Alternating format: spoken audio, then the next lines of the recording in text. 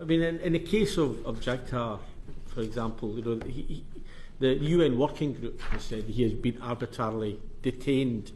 And I suppose the question is, why is the government not calling for his release while at the same time robustly asserting its right to provide him with ongoing consular assistance?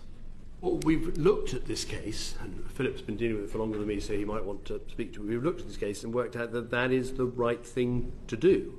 And that's the right focus to have. But we're very happy to, and I'm happy to, meet with family members and explain why we've reached the conclusion we have.